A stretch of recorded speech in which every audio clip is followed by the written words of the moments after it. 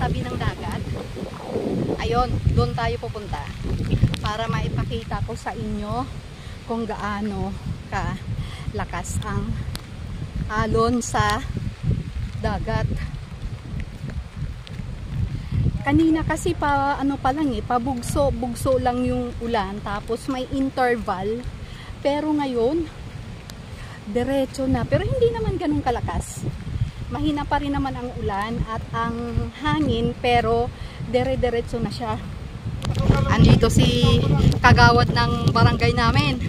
Nandito sa tabi din ng dagat. At nakikita niyo ba yan? Kung gaano kalalaki yung alon, di ba?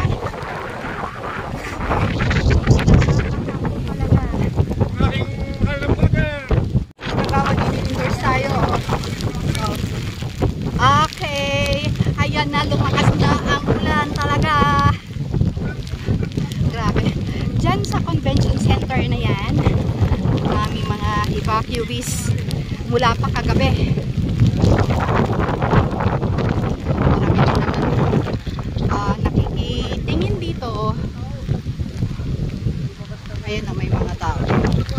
Titingnan yung dagat. Kasi tinabantayan syempre kung baka mamayang umapaw na yung dagat. Pero never ko pa namang nabalitaan yun na umapaw yung dagat yan. Andyan kasi yung breakwater. Nililipad na ng hangin yung rivers ko. At sa lakas nga naman ng alon, nasira na ang dike. Kaya posibleng dyan pumasok ang tubig dagat papunta sa lupa. Nag-iikot tayo dito guys sa may convention center ng Gumaca, Quezon. Ang lakas na ng ulan saka hangin. Dito sa loob dito, marami mga evacuees.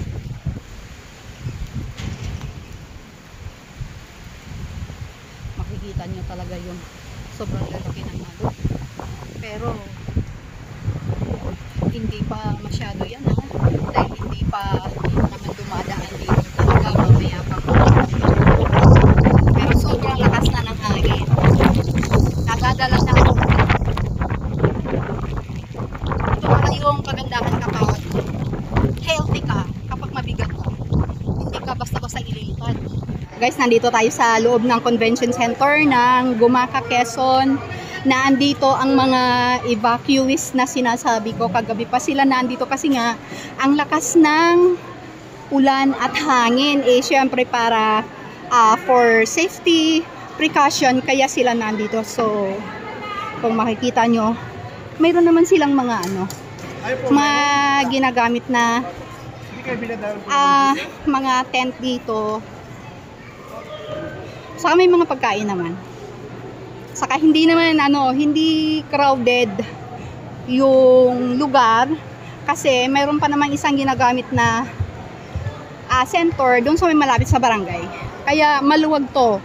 So lahat naman ng gustong pumunta dito para dito magpalipas ng araw habang may bagyo, welcome naman lahat kasi malaki naman tong convention center. Ay, alulusog na naman tayo sa ulan ngayon. Ano nga ba ang pinagkaiba ng ng mga content creator, ng mga vlogger sa mga marites? Ito, kasagsagan ng ulan, nakita niyo ba yan? May tubig-tubig na yung mga dadaanan ko.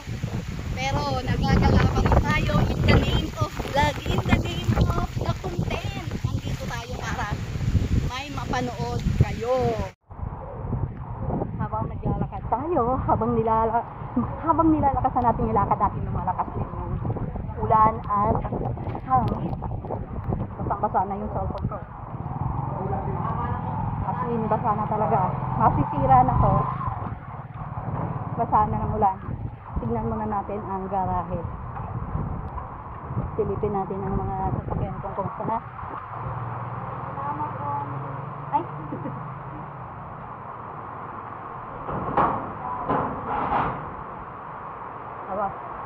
Mabuti, okay naman sila. Kailangan natin yung silipin to bago pa lumakas ang hangin talaga. Nandito kasi nakapark ang dalawang sasakyan. makikita nyo wala nang katao-tao dito dahil nga ngayong ang daan ng bagyo, kaya nasa mga kani-kanilang bahay ng o ang iba ay nasa evacuation center. So ngayon pauwi na tayo dahil tapos na tayo sa ating paggagala dito. Kapag ganitong may bagyo, ang kinakatakutan ko talaga yung mga puno-puno na ubong kapag lumalakas na ang hangin. Tulad noon, narinig nyo yun. Yan, mga ayaw ko yun. At nandito na tayo, malapit sa ating bahay. Hindi pa naman ganun kalakas talaga. Pero sana, huwag na. Nakita nyo yung mga puno na yun, gumagalaw na talaga sila. Ito na yung malakas na hangin, dumating na. Nakakatakot ng lumabas talaga. Kaya dito na lang ako kumukuha ng video sa may sa may pinto namin. Grabe na ang lakas talaga.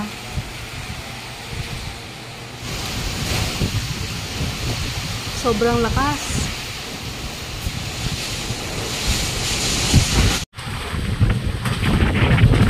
Grabe talaga, ang lakas. Pumunta ako dito sa second floor para makita ko sana yung dagat, kaso malayo pala. Hindi siya kita. Nakakatakot.